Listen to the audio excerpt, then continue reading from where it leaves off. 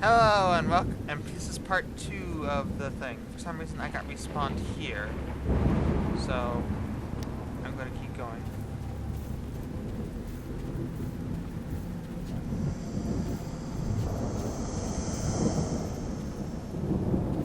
I'm gonna keep going through this, completing this quest. Nothing personal.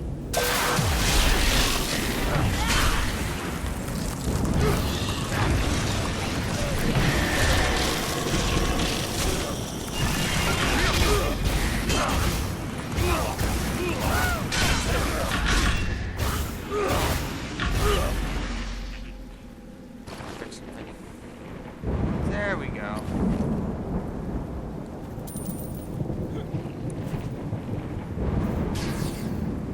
I love that.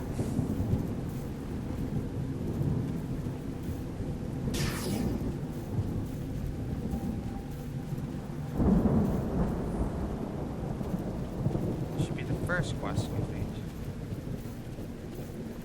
Which my game somehow brought me back here, so I don't know why. Take care when walking about the graveyard, adventurer. Give me a second to examine these. Interesting. I'll finish this quest now. So we're going back probably to the same locations. But we're going back, but I did complete the quest. So I guess I count that as a win. But we're going back into the same dungeon as the game kicked me out, and I had to end it because I end the video a little early. So let's consider this a part 2.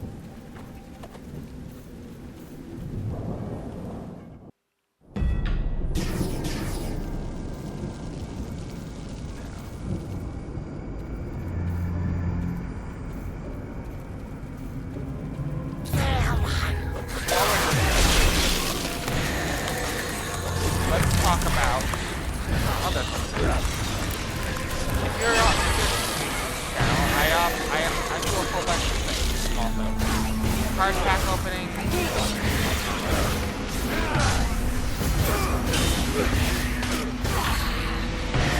Card pack openings.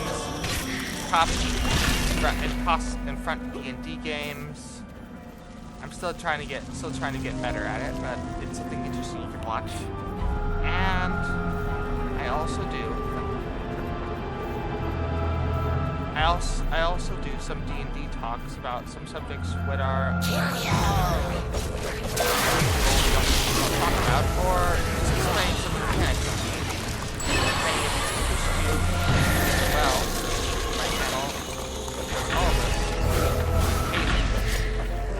this. Usually on Mondays we usually do D&D talks, but sometimes from now on I'm going to make sure it's always Mondays for D&D talks, because, well, I might be alone or I might have other people. So be looking forward to that.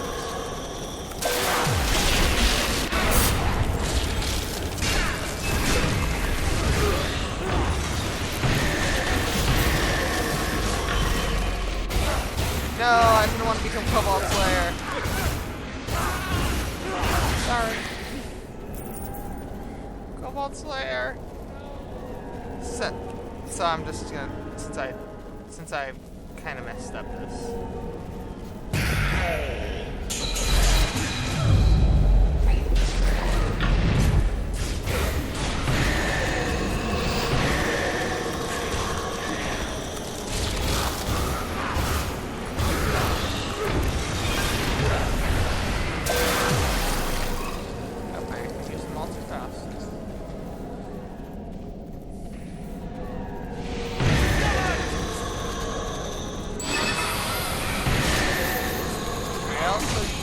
I also try to learn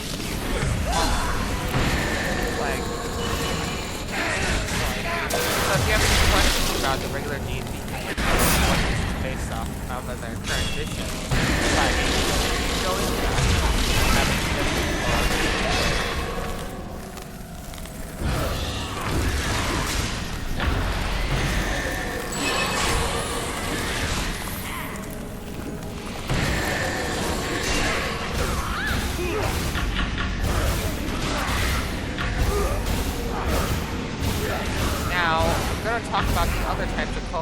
what are in Monsters of the Multiverse.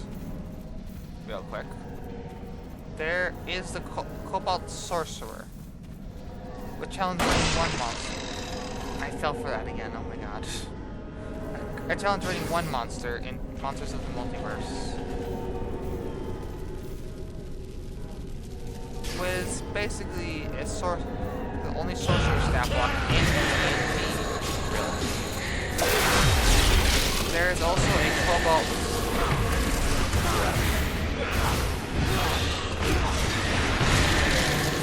There's also a Cobalt Warrior, what is now stated as a dragon, which is very interesting.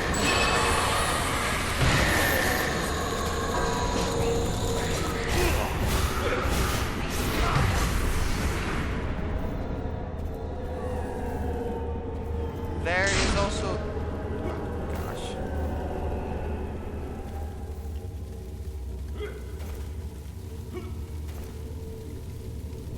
There is also a D&D Cobalt kind of creation person. I'll look at, which creates a whole bunch of its own inventions.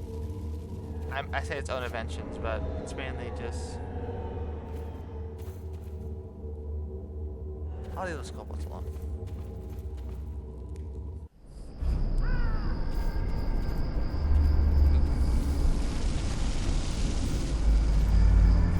But it's mainly just some simple events like Alchemist Fire and stuff like that. Alchemist Fire is a item that is very unusual, I'd say, but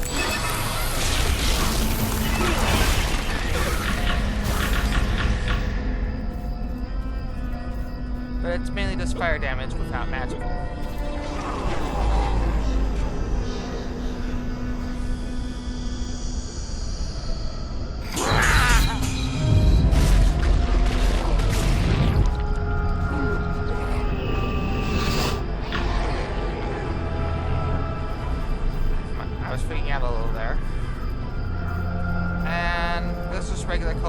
Wing Cobalts. Some Cobalts have wings and they can fly.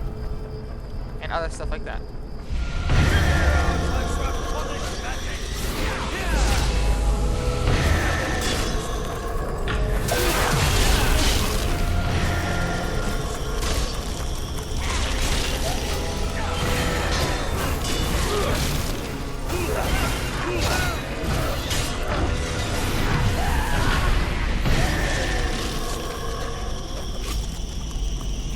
I don't think we're gonna see any flying dragons.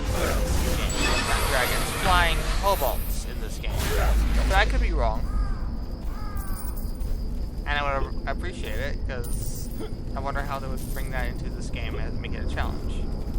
So here's an interesting thought for you. You can use all these stat blocks from kobolds, what are non-flying normally, and give them the wings from the flying kobolds. And see how that works.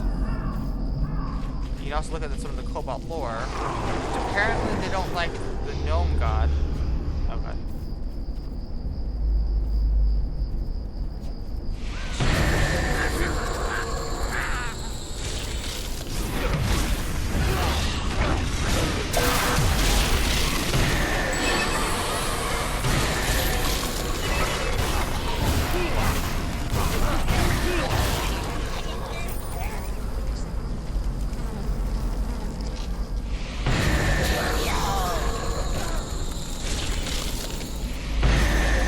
Well, I found a glitch. Come on.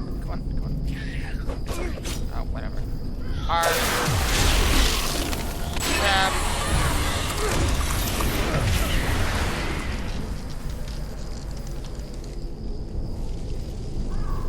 So, they can't go. So, if I'm just going through this simple episode, I'm gonna do this 2 parts.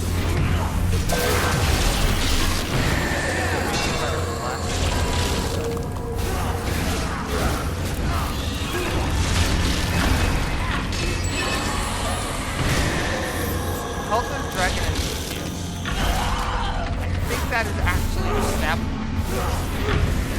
I am not sure though, so do not quote me on that.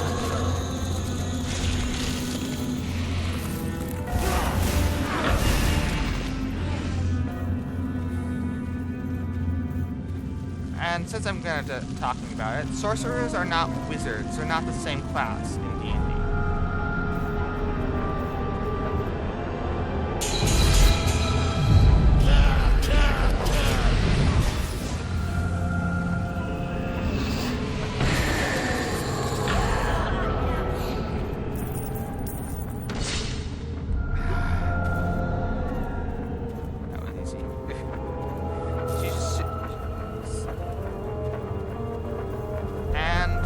Yeah. This is gonna be a short episode. Thank you. Did Christopher send you? I'm not sure what the cultists wanted with me. From what little I was able to overhear, it sounds as if they are searching for something that belonged to one of my ancestors, Romani Molini. I did hear them use the name Azarsel a number of times, if that means anything to you. Well, since you have dealt with the cultists so efficiently, I believe I can find my own way home. Thank you again for rescuing me. Okay. See if there's anything else in the room other than that. We're just... Yeah, look. There you go.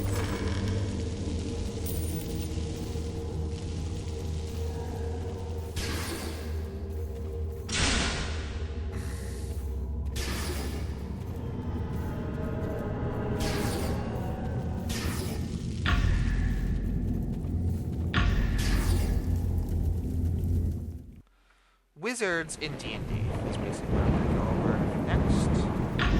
If there's enough time, let me check.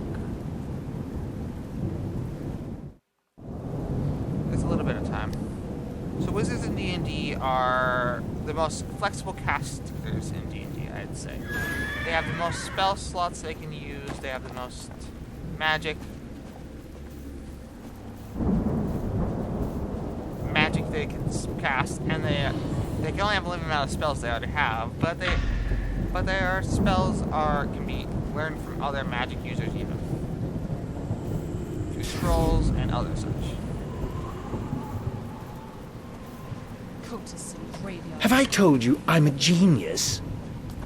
And they're gonna go back to me. I'm so relieved my benefactor was retrieved unharmed. Now I may continue my studies without the worry of financial insolvency. Those two are done. We continue. The sorcerers, on the other hand, are spellcasters, but are mainly blasters. What are blasters? They're mainly they mainly have special abilities, what they can do with spells that other classes don't have.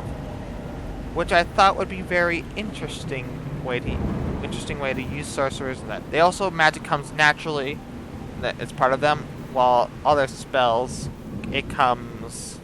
Well, wizards, you have to learn it. There's other classes, but I will not go into yet here, and that should be the end of this episode. Yep, that's the end of this episode for now. Talk to you everyone later. Part 2.